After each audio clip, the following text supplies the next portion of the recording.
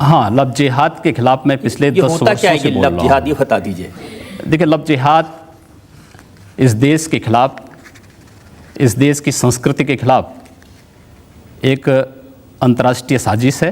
अगर महाराष्ट्र में लव जिहाद हो रहा है तो एक एस्टिमेट दो, नंबर दो कि अहमदनगर में ये हुआ, कोल्हापुर में ये हुआ, सांगली में हुआ, वेस्टर्न महाराष्ट्र में हुआ, मराठवाड़ा में हुआ। क्या लव जिहाद सच में कोई साजिश है या बस एक डर फैलाने वाला शब्द? क्या कोई लड़का सिर्फ इसलिए किसी लड़की से प्यार करता है ताकि उसका धर्म बदलवा सके? और क्या ये वाकई में एक बड़ा खतरा है या फिर एक राजनीतिक मुद्दा? आज हम इसी पर बात करेंगे। लव जिहाद एक ऐसा शब्द है जो कुछ सालों से भारत में बहुत चर्चा में है। इस शब्द का मतलब होता है जब कोई मुस्लिम लड़का किसी हिंदू लड़की को प्यार में फंसाकर उससे शादी करता है और फिर उसे मुसलमान बनने के लिए मजबूर करता है। कई लोगों का मानना है कि ये एक सोची समझी योजना है, जबकि कुछ लोगों का कहना है कि ये सब एक अफवाह है, ऐसा कुछ होता ही नहीं है। लव जिहाद शब्द सबसे पहले 2009 में केरल और कर्नाटक जैसे राज्यों में सुनने को मिला। कुछ हिंदू संगठनों ने कहा कि मुस्लिम लड़के हिंदू लड़कियों को प्यार के जाल में फंसा रहे हैं और फिर उनका धर्म बदलवा रहे हैं। इसके बाद ये मुद्दा उत्तर प्रदेश, मध्य प्रदेश, हरियाणा जैसे राज्यों में भी चर्चा का विषय बन गया। कई बार मीडिया में भी ऐसी खबरें आई जिनमें कहा गया कि लड़कियों का जबरन धर्म बदला गया है। अब बात करते हैं इसके कानूनी पहलू की। भारत का संविधान हर नागरिक को यह अधिकार देता है कि वह अपनी मर्जी से किसी से भी शादी कर सकता है और कोई भी धर्म अपना सकता है। लेकिन अगर कोई शादी सिर्फ इसलिए की जाती है ताकि लड़की का धर्म बदला जा सके तो वह गलत माना जाता है। इसलिए कई राज्य सरकारों ने इसे रोकने के लिए कानून बनाए हैं। उत्तर प्रदेश सरकार ने 2020 में गैर कानूनी धर्मांतरण कानून लागू किया। इस कानून के अनुसार अगर कोई शादी सिर्फ धर्म बदलवाने के इरादे से की जाती है तो वह इल्लीगल मानी जाएगी और ऐसे करने वालों को जेल हो सकती है। इसी तरह मध्य प्रदेश ने भी धर्म स्वतंत्रता कानून बनाया है, जिसमें बिना इजाजत के धर्म बदलवाने पर कड़ी सजा दी जा सकती है। अब बात करते हैं समाज के नजरिए की। लव जिहाद को लेकर समाज दो हिस्सों में बढ़ चुका है। एक तरफ कुछ लोग हैं जो इसे एक धार्मिक साजिश मानते हैं। उनका कहना है कि ये एक तरह का धार्मिक युद्ध है जहां मुस्लिम लड़के जानबूझकर हिंदू लड़कियों को फंसाते हैं। इनका मानना है कि इसके पीछे एक मिशन है, ज्यादा से ज्यादा लोगों को मुसलमान बनाना।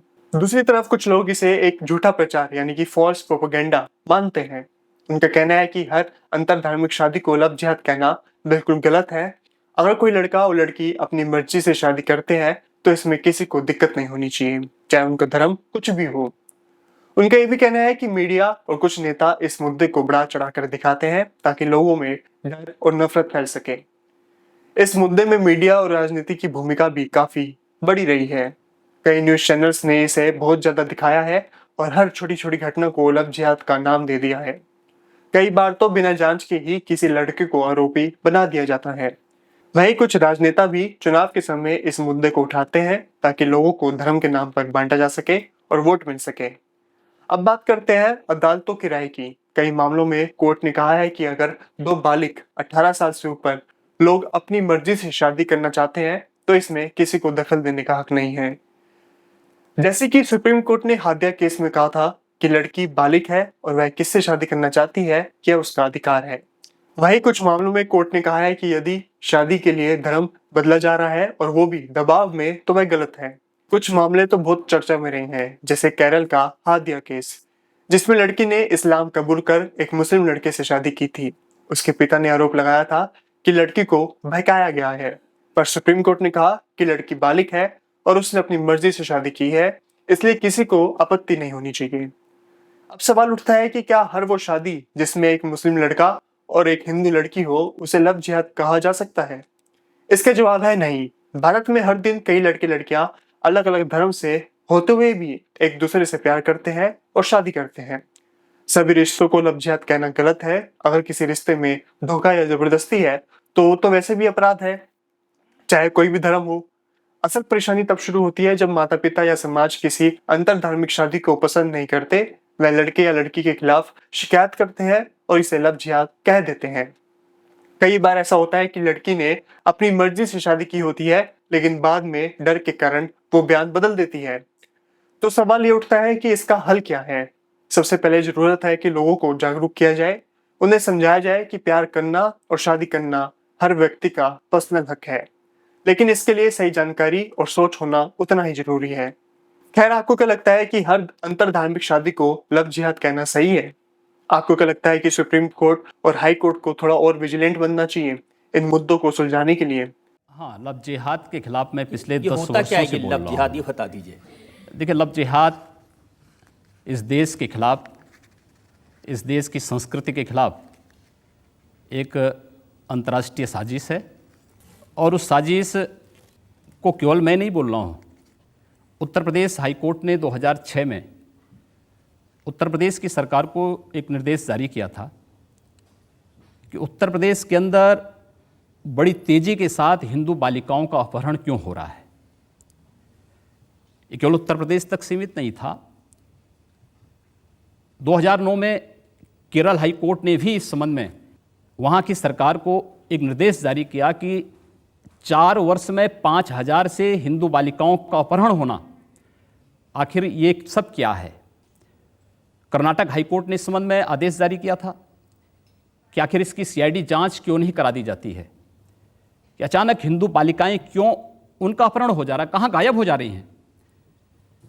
केवल ये 2 लोगों का आपसी प्रेम होता तो कोई बात नहीं, करें, आपसी सहमति से हो तो ठीक, लेकिन छल छद्म के आधार पर नहीं, धोखे के आधार पर नहीं।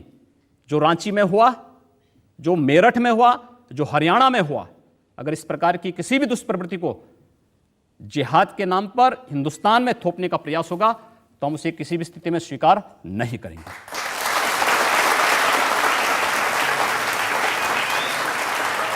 महाराष्ट्र में लव जिहाद हो रहा है तो एक एस्टिमेट दो, नंबर दो कि अहमदनगर में ये हुआ, कोल्हापुर में ये हुआ, सांगली में हुआ, वेस्टर्न महाराष्ट्र में हुआ, मराठवाड़ा में हुआ। बताओ, कुछ नहीं है, नहीं लव जिहाद हो रहा है। कहां हो रहा है, किधर हो रहा है? 50 जल्द से बीजेपी की सरकार ने महाराष्ट्र में करवाए, सिर्फ नफरत फैलाने के लिए, मुसलमानों को, इस्लाम को बदनाम करने के लिए। 30,000 आरएसएस के लोग रोड पर निकल कर आ गए, और क्या निकल कर आए कि किसी ने टीपू सुल्तान की फोटो लेकर निकला तो आप रोड पर निकल कर आ गए।